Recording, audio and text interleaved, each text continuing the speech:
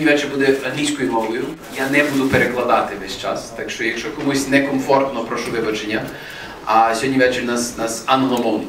I'm very pleased to welcome Yaron, you to Kyiv. For those of you that are new to Kyivo-Mogilянській Business School, this is the first room from where we started. This would have been, I guess, 15 years ago. My name is Mihайло Вінницький. I'm one of the few professors that is still at Kyivo-Mogilянській Business School after 15 years. So I'm very pleased that tonight we can actually talk about a Ukrainian translation, which will get us a little bit more into a broader-based community. But Yaron, unfortunately, is not a Ukrainian speaker, so we have to do this in English. But of course, if you have the ability to read Айн Ренд in its original in English, then please do. It's always better to read that than a translation, although the translation is excellent. I'm supposed to say that. I want to start, Yaron, by asking you a few questions. We're gonna try to do this in a sort of a dialogue kind of way. I'm a huge fan of Atlas Shrugged. I've done many presentations about the book. I'm as much a fan also of The Fountainhead, as much a fan of Anthem, as much a fan of many of the other novels. And as a matter of fact, I've actually done a little bit of reading on something called Objectivism, which is the philosophy that Айн Ренд tried to sort of name her philosophy, Objectivism. Could you tell us a little bit about, first of all, why the name Objectivism? Secondly, maybe a few words for those of us that aren't familiar with sort of the basics. Maybe you can do a quick... So let me start with the basics and then we'll get to the name, because I think the name will make more sense once we understand the basics. So in Айн Rend's philosophy, reality is what it is. Now that sounds kind of obvious, but many philosophers in the history of philosophy have said, no, our consciousness creates reality, or reality is imposed on us by an external consciousness, by God or something, and they can make a change at any time. A is a very Aristotelian term from Aristotle. For Айн Ренд, reality is what it is. There's a law of identity, there's a law of causality that's immutable. It's independent of our consciousness. But we have a tool to understand reality, and this is our reason, our faculty of reason, our faculty we can observe reality, we observe reality as it is, and we can understand it, we can integrate it, and as a consequence, we can reshape it. This table didn't exist before some human being took elements in reality and created a table. So objectivism relates to the fact that reality is objective, it's independent of our consciousness, and we know about the world by using reason to identify this reality. That's what's objective about it. Objective relates to facts, to actual reality, to what's out there. But what does this mean? It means that if reason is how we know reality, if reason is a tool by which we survive as human beings, who reasons? Who thinks? Who uses their mind? Only the individual does. There's no group consciousness. There's no group reason. There's no group think, in spite of some business theories that try to suggest there is. We each have to think as individuals. So as a consequence of that, our survival, our pursuit of values is dependent on our own use of reason. So for Rand, her whole moral focus is on the individual. It's on what's good for the individual. In that sense, she's for self-interest. She rejects the idea that the purpose of life is to serve other people. It's to sacrifice. It's to live for the group, for the collective, or for your neighbor. But she also rejects the idea that other people should serve you, that they should sacrifice for you. No, we should each be independent people living our lives for the purpose of our own happiness, our own fulfillment, and ultimately our own flourishing. And then the whole problem of morality is, how do you live a good life? Morality should teach you how to live a good life. Should give you the principles, the ideas of how to live a good life. Now, what political system is appropriate for an individual who must use his reason to live a good life? Well, a political system that leaves the individual free to do so. Because we need to be able to use our reason and follow our values. We might be wrong, then we learn from our mistakes. We might be right, but nobody else can tell us, oh no, that's not a good value, don't pursue that. They can't force us. So a political system free of coercion, which is capitalism. So she rejects any form of coercion, both on the left or on the right. And she believes in a system of government that separates state from ideas. The state has no ideas. It doesn't indoctrinate ideas. The state has no economics. It doesn't have an economic policy. It doesn't promote economics. It doesn't repress economics. It's a separation between the state and economics. The state doesn't educate. The state doesn't do science. The state does one thing and one thing only, and that is protect us, protect our rights, protect our freedoms from foreign invaders. You know a little bit about that. From crooks and criminals, and has a judiciary to arbitrate disputes. Other than that, it stays out of our lives, leaves us alone. Your statement was that Айн Ренд is talking about, every person should be interested in living a life that is of self-interest. Neither, and we all remember, those of us that have read the book, we remember Galt's oath, yes, the word was klятва. The Galt's oath, which was, I will always, never ask another to live for me, nor shall I live for another man. Approximately, just a little under 2 years ago, a kilometer and a half from here, a mile in your terms, a couple of things happened, right? Or rather started. We call them Maidan. And for 3 months, people froze, people stood, people protested. Mm-hmm. And I would challenge that probably most people in this room had some, if not physical, then emotional attachment to that event. And that was about being selfless for a cause. It was about being selfless for the cause of freedom. But it was very much about self-sacrifice and collective sacrifice. Yeah. So how do we, in order to get to individual freedom, we have to get through self-sacrifice. That kind of sounds like original sin. That's the bad way of doing things, isn't it? Well, I reject the premise. That is, I don't agree that it's self-sacrifice. I don't agree that it's selfless. Those people out there, just like any fighters for freedom, including the founders of America, who were clearly individualists, are fighting for themselves, for their freedom, for the values they believe in. What's the point of having a philosophy of self-interest if the state is going to tell me what to do? If I'm going to be oppressed, then I don't need a morality of self-interest. I'm going to be oppressed. The only society in which morality is meaningful, that morality has meaning, is a society that is free, where I can express myself. So fighting for freedom is selfish. It's a requirement. I'd say, I don't believe in moral duties, but it's as close to moral duty as you'd get. It's a requirement of any self-respecting person with self-esteem is going to fight for their own freedom and for the freedom of the people they love and they care about, which includes a lot of people. I care about a lot of people because I think there are a lot of good people out there. But I care about them because they're of value to me, not in and of themselves.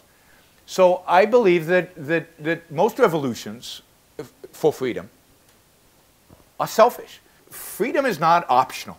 It's not like, freedom's nice, but I can do without it. No, freedom is necessary for human flourishing. So you have to fight for it. And yes, you risk your life for it. I'm not big in committing suicide for it, but risking your life for it, risking your life in a significant way like the founders did, absolutely. I view that as completely selfish. So what about those people around us that don't have the ability to fight for freedom? You promote it in the way that you can. Well, right? Look, hey, Rand didn't have any kids. I got 4. Do I have a responsibility to them?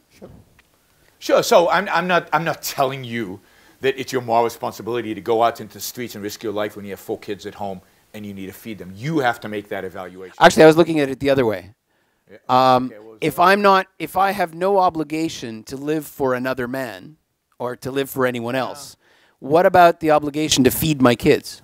You certainly have an obligation to feed your kids, and the reason you have an obligation to feed your kids is you chose to take on that obligation. Whether you like it today or not, whether you like your kids or not, right? I hope you do. I do. Excellent. We're good. But let's say you didn't, right? I've signed a lot of contracts, and I'm sure you were in business, you signed contracts. Later, you regretted them. Tough. You signed the contract. Having kids, and maybe I shouldn't say this, this is a religious country, but one of the reasons I'm pro-abortion is because I believe that signing that contract of having a kid is a big, big commitment. You should have as many outs as possible out of that. So once you have the kid, you know, you have signed an obligation to feed them and clothe them and educate them for the next 16 years. And it's your moral responsibility to live up to that. Even if you change your mind in the middle, it's a contract. So that's just the way it is. That's why I urge you, before you have kids, think about it a lot. Make sure you want them. Make sure you're going to love them. Make sure you're with a partner that's probably going to be with you for a while because, you know, kids in divorced marriages are not that great. It's an important decision, and it's a contract you're signing for 18 years. In business, we rarely sign a contract for 18 years. Here's a contract for 18 years or 16 years or whatever. But you see, I don't view, and it is related, you didn't really ask this, but I don't view what we do for our children as sacrifice. Mm-hmm. Because if we really love our children, they are very high value. So if I don't go to the movies and I stay with my kids, it's because I love my kids more than I love the movie, right? So, and I've got this contract. So it's not a sacrifice. I view, I try never to sacrifice in life. So never to give something and not expect anything in return. I always expect something in return. And from my kids, I get a lot of pleasure in return. We've done sort of general epistemology, philosophy, that sort of thing. We went to Maidan. We've talked about kids. I want to go back to politics for a second, and then I'm going to open up the floor to business. The politics, the role of the state that you mentioned, and that is a very limited role, and that is to maintain order. In other words, police, army, and to be some sort of an arbiter of disputes, yeah. Right? Well, what do you do in a country like this one, where people trust each other, but don't trust the state? And one of the things that we're doing right now, which I think is probably, most people would agree is successful, is bringing in a new kind of policing. But we still have a massive problem with creating that really just arbiter, sure. which is called the judiciary. In fact, I think most of the people that would be reading Atlas Shrugged would be seeing Wesley Mooch, yeah, everywhere, in a lot of judges, yeah. Right? And they'd be seeing a lot of Taggart, of James Taggart, in a lot of judges as well. Yeah. You're not going to have a free country without an independent judiciary. I mean, to me, the foundation of freedom is a rule of law, an objective law. And for that, you need an independent judiciary. You need a judiciary that's not corrupt, and that is not corrupt either from the side of, let's say, the business activity, or corrupt from the side of politics. Politics has to be independent. Now, if you have a lot of corrupt judges, I would fire them all. Clean house. And appoint new ones. And make sure, like in the United States... Sorry, appoint or elect? Well, I think that's open. You can, you know, in America, for example, some are appointed, some are elected. There's no empirical evidence that I know of that the states that do appointment are better than the states that do election or other way around. So I'm not sure it's critical. But what you really need are laws, because that's the evaluation. And the laws should be clear so that you could read them as a business student and understand them. So you don't have to have a law degree to get them. And they should be objective in the sense that they relate to reality and can be interpreted justly, so that when there is a judge that's corrupt, you could say, look, here's the law, right? It's not this hard. It's not that hard. You're clearly way off, and somebody can kick him out or impeach him or unelect him, right? Elect him out of office. So to me, if I were coming to a country like Ukraine and as an advisor, the first thing I would try to fix is the judiciary. Because again, but not just the judiciary, also the laws, and what laws? Primarily the laws that define property rights and contracts. Those are the most important laws for business, the most important laws for day-to-day activity. You want to define what property is, how it's exchanged, who owns it, under what terms, what they can do with it, and so on. You want to define them in clear terms. And then you want to define clearly what a contract is and how it's arbitrated and so on. And then you want as many judges as you could trust to get in there. And partially maybe firing them all, even though some of them are good, addresses this issue of trust. I think they're all simple. I actually think economic growth is one of the simplest things and most understood things, and yet nobody in the entire world, except maybe a few countries in Asia, practice it. You know, people have a great ability to ignore the obvious. And the other thing I'll say is nobody actually, nobody's an exaggeration, almost nobody learns from experience. We like to say we learn from experience, but nobody actually does. People repeat the same mistakes over and over again, which is what Einstein called, you know what Einstein called that? Doing the same thing over and over again, expecting different results. Idiots. That was the definition of insanity, according to Einstein. If that's true, this world is nuts. It's completely insane. All our politicians are insane, and most of us are, because we just think of your own life. How many times you've made the same mistake over and over again, and you refuse to learn from the last time you did it. See, now you're going back to my 4 kids. You see, I stopped at 2. I figured that out. What's the what are the basics and the obvious for the economic growth? The basics, the obvious is freedom. Every country that has allowed its population economic freedom, respect for property rights, respect for contract law, and left people alone has thrived. And my favorite example of this is Hong Kong. I don't know if anybody's been to Hong Kong. I tell every audience I speak to, you got to go once in your life to Hong Kong. So here's a place that 75 years ago was a little fishing village. There was nothing there. It's a rock. There's no natural resources, nothing. And the British came there and they established the rule of law, British legal system, property right protection, much better than in England because they kept the 19th century version rather than the socialist version of the 20th century.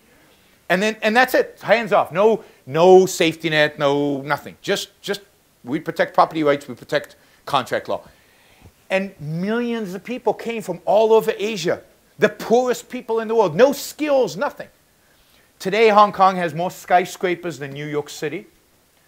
The GDP per capita, which is a measure of wealth per capita, it's not the greatest measure, but it's a measure, is the same as the United States. So it took Hong Kong 70 years to do what the United States took it 200 and something years to create. And the United States has natural resources. Hong Kong has none. All you need to do, and this is what China discovered. It started out in the south of China, near Hong Kong, and they said, okay, we're going to do an experiment. We're going to let them, give them freedom and give them a pseudo property right. We're going to pretend they have property rights and let them pretend. Boom, you go there, and Shenzhen and Dongguan and Guangzhou, skyscrapers, industry. Dongguan makes 50% of all the shoes in the world. Shoes you're wearing are probably made in Dongguan because of freedom. And China today, over the last 30 years, this is a statistic nobody talks about. Over the last 30 years, 1 billion people have come out of poverty.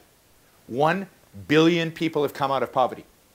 In India, in China, in South Korea, in Taiwan, in Hong Kong, in Thailand, any place that's adopted capitalism, even a little bit, but of course the more the better, boom, wealth is created, and the poor benefit proportionally more than anybody else because they go from starving, like they did under Mao, to middle class or potentially middle class. So it's basically freedom. Now, how do you implement freedom? You know, it means, in a country like Ukraine, it means privatization en masse, not a little bit, not just the Ukrainians. Open the capital markets up. Let Germans in, let Americans in, let anybody, I guess, except Russians, in, and let them buy Ukrainian land. Let them buy. We let the Russians in for 20 years. It's okay. Yeah. They're giving other people a chance. Yeah, let them buy up the country. It's great. They'll pour in capital. They'll bring in the management expertise. They'll bring in the business expertise. They'll bring in, growth. No VAT. No complicated, messy stuff on business taxation. And I bet you do those 3 things, privatize, low regulations, flat tax, and there's no reason the Ukrainian economy, given where it is today, can't grow at 5, 6, 7% GDP growth. And now you're talking about becoming a developed country very, very quickly and a rich country. And if you want to defend yourselves against the Russians, get rich. It's the best defense, right? Yeah.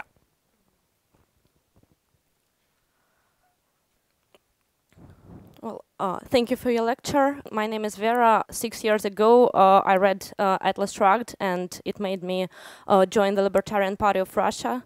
And I was the first elected official from that party. And later, I moved to Kiev for obvious political reasons. And when 3 years ago, there was a kind of civil uprising in Russia that unfortunately didn't end up the same way as here in Ukraine. Atlas Shrugged was a very popular book, and now in Ukraine I see that many young people are involved in Айн Ренд and objectivism and in libertarianism. So my question is, do you connect the popularity of Айн Ренд books with kind of like the people's willingness to live in a freer country, and where in the world you think her books are more popular? Is there a connection between Айн Rend's books and kind of movements to freedom? I hope so. I think so. But you know, there were movements towards freedom before Айн Rend. I mean, let's put it in perspective, right? The founding fathers existed without Айн Rend, and there have been many movements over history that have wanted real freedom and economic freedom. What Айн Rend gives you is I think, a sense of moral certainty, moral confidence, and she gives the liberty movement, we'll call it in a general sense, a philosophical foundation, in my view, for the first time in human history. I mean, John Locke tried that, but he's weak in many of his philosophical assertions. I think Айн Rand gives it a solid, for the first time in history, the idea of freedom is solidly defended philosophically. So I think that'll give freedom movements, as we move into the future, a greater passion, greater stability, and greater influence. As you mentioned that we in the Eastern Europe, we had that awful experience of communism. But besides that, there are many people who still vote for left politicians, for populists, and those who are strongly convinced that individual liberty is very good. They do not connect it with economic liberty. What do you think is the reason of this problem? Why it happens? So as I said, people don't actually learn from experience. And the reason they don't learn from experience is because their philosophical ideas shape the way they interpret their experiences. So I know a lot of socialists who say, well, communism's never been tried. They didn't do it right. If only I had been in charge, it would have been perfect, right? Chile, the richest country in South America because of capitalism, has elected a socialist twice to become president. It's because it shaped our philosophy. So what is it about philosophy that prevents us from accepting that capitalism works and that socialism doesn't? Well, what are we taught in morality? What are we taught in ethics from when we're this big? We're taught that to be good means to sacrifice. To be good means to give. To be good means to share. To be good means to be selfless. Well, what political system is consistent with that? Socialism. It's very selfless. It's all about sharing. It's all about giving to each according to his needs, from each according to his ability. That's the morality of selflessness. Morality is much more fundamental than economics. So people feel like socialism is right, it's just, it's fair, it's moral, it's an ideal. Capitalism is evil because capitalism is all about making money. For whom? For you. It's about pursuing your passion. Whose passion? My passion. It's egoistic. It's selfish. It's self-interested. So they don't. So yeah, you get skyscrapers. It's unpleasant. It's not a nice thing. And people vote their morality. There's a saying in America, in American politics, people say people vote their pocketbook. They vote pocketbook issues. Not true. People never vote economics. Never is, again, exaggeration. But they don't vote economics.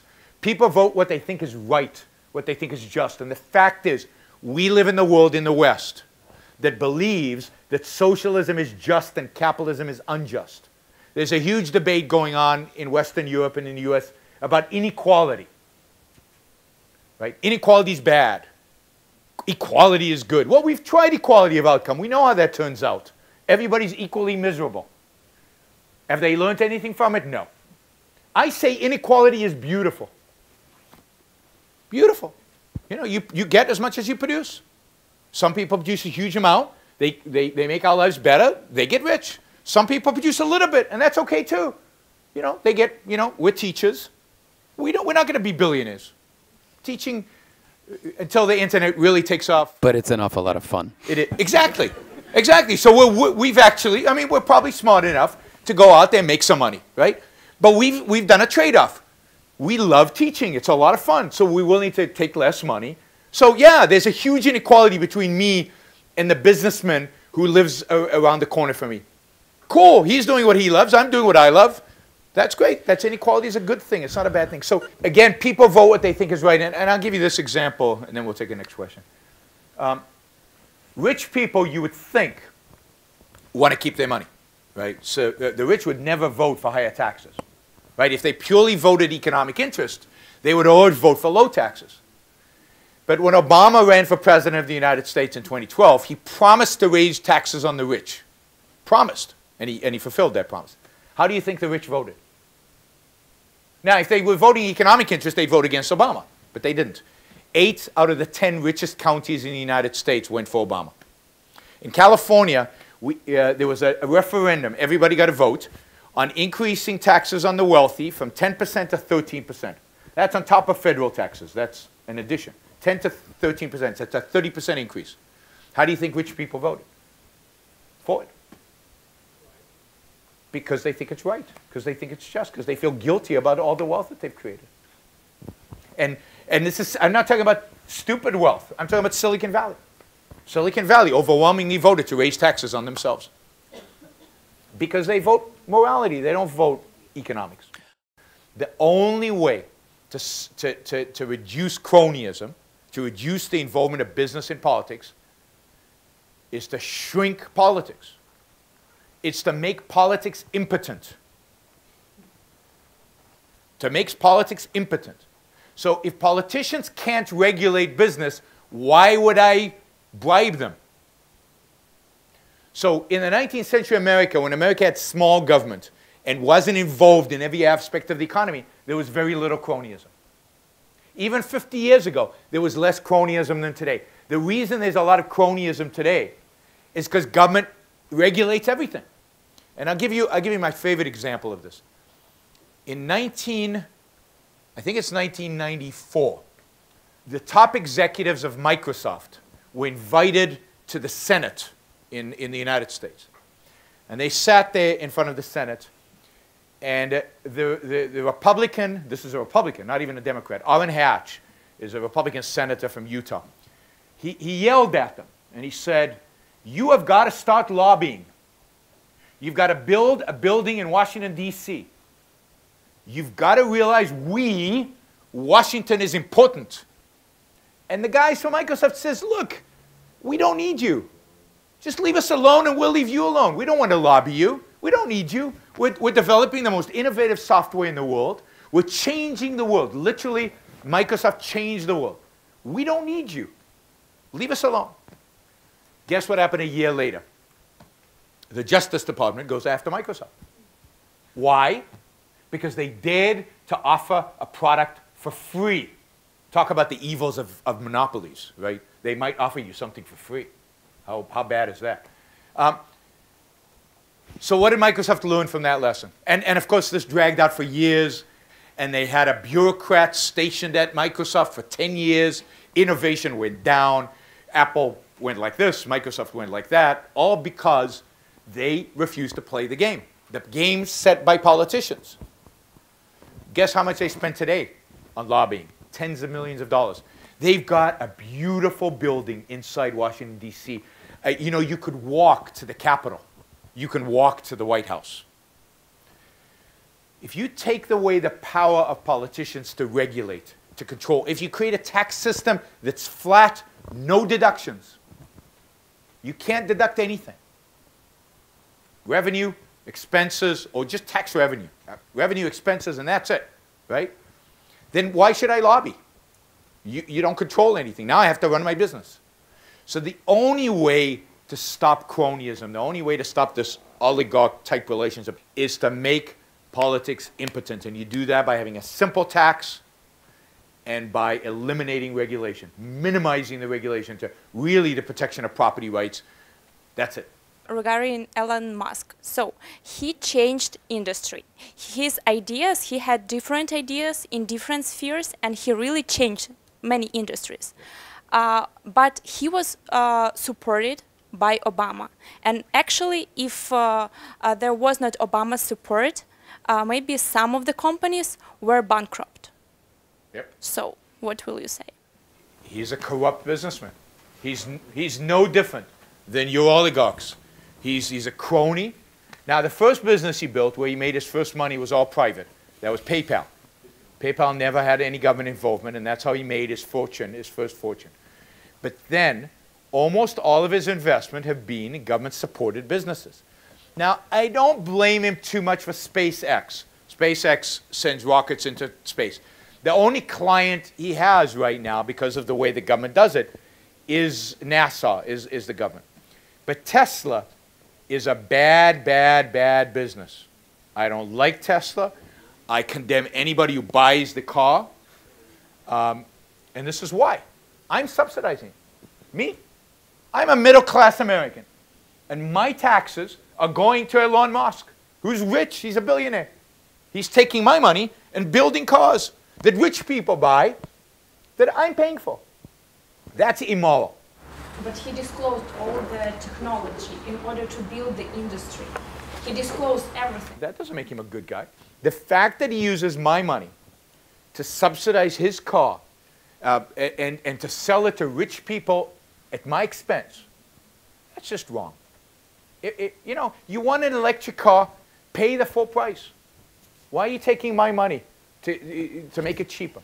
Right? So the car sells for, I don't know, $80,000. It should sell for $120,000. Now, if it sold for $120,000, Elon Musk wouldn't make any money at Tesla. As it is, Tesla doesn't make any money. But they would lose a lot, and they would never be successful. Good. I think electric cars are stupid. But just to continue with that, just to play devil's advocate for a second, what about the environment? And what about the fact that Tesla is making cars that don't have emissions will make your grandkids healthier than your kids? So I have a lot to say about this. But let me start by the myth. Tesla has no emissions? Where do you live? What is electricity? Where does electricity come from? Coal. The most filthy emission of all of them. I call Tesla cars coal cars. Not electric cars, coal cars. Because to produce the electricity, you have to burn coal. There's no other way. In America, 50% of the electricity is made from coal. The most dirty of all forms of producing electricity. Or nuclear. Nuclear is very clean. But very little electricity in the United States is made. But that's your government's problem. Solution. Now, if you went nuclear and you produced, and you actually had the cost, now it's a question of whether nuclear energy produces cheap electricity. That's a question. But if it did, then great. Then maybe electric cars one day become. But right now, electric cars are coal cars. They emit coal. Those batteries, you know how much CO2 has to be emitted and how much pollution has to be emitted to make the batteries? So there's the whole environmentalist movement creates this mythology about what's clean and what's dirty that's complete nonsense. And we all buy it. We've all bought it. Everybody in the West buys it. It's complete nonsense. First of all, we don't know that climate change is happening. I mean, temperatures seem to be pretty flat in the last 12 years. But even if it's happening, you know, so what? So it gets a little warmer. Here in Ukraine, you could use that a little bit. Trees love CO2. The more CO2 in the atmosphere, the more growth of greenery there is. The more food we get, the more trees there are. You know, Canada becomes habitable. You're Canadian, right? You might actually go home. This is good. This is home, thanks. Yeah. The way human beings survive is by changing our environment to fit our needs. If we stop changing our environment, we die as a species. Every other species adapts to its environment or dies. We don't adapt to our environment. We adapt the environment to us. So when we didn't like caves, we built mud huts. We took mud, which is environment, we changed it and built a hut. When we didn't like just picking berries and nuts, We developed tools to go kill animals, and then when that was inconvenient, we rounded up animals and put them in pens and grew them for food. That's what they do to chickens and cows and pigs today, right? So my response to, oh, we're changing the environment is, cool. That's great. That's how human beings survive. That's how we live. What do I think of basic income? I think it's terrible, because to give them the basic income, you have to take it from somebody. I don't believe in taking money. You know, the example I always use is, if my neighbor has no money for food, you know, he's gone bankrupt, he's lost all his money, whatever the reason, his fault, not his fault, whatever, he doesn't have any money. He can come to me, and he has two choices. He can ask me to help, and I might help him. If he's a nice guy, and if my kids don't need the money right now, and if I've got a little bit extra, I'll help him, because I'm a nice guy, right? Or he can pull a gun out and steal my money. Now, if he gets together with the neighbors, and they all vote to take my money, does that make it less than stealing? So if he comes to me with a gun and takes my money, everybody thinks he should go to jail. That's wrong. But if the neighbors vote to take my money, somehow magically we turn stealing into welfare, and it's okay. I think welfare is stealing. I think it's daylight robbery. And I think the fact that people vote for it, it just makes them complicit in the stealing. One of the things that I found in this room and in other classrooms where I've talked about Айн Ренд is the reaction of many business people that buy into the philosophy of objectivism is, you know what, let's all get together and get the hell out of here, right? Let's all just, I mean, Ukraine is a country that's got all kinds of problems. It needs to fall apart before anything will be done with it. Yeah. And thankfully, many of the business people in the room will turn around and say, that's a cop-out. Yeah. So I guess my question is Айн Ренд telling us to cop out?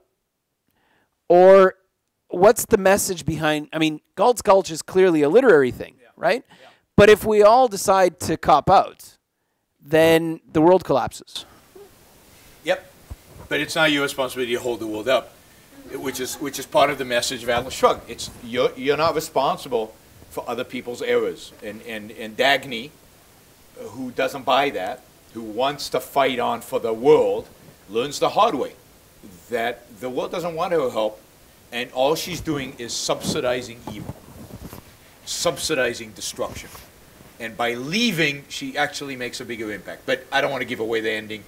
But so there are two problems with the idea of let's all go somewhere else. Where do you go? There is no Galt's Gulch. Galt's Gulch is a literary mechanism. It doesn't exist in reality. You can't create it in reality. I know billionaires who want to buy an island and start a new country. Nobody's going to let you do that. You know, if you create a country that's too free, guess what will happen?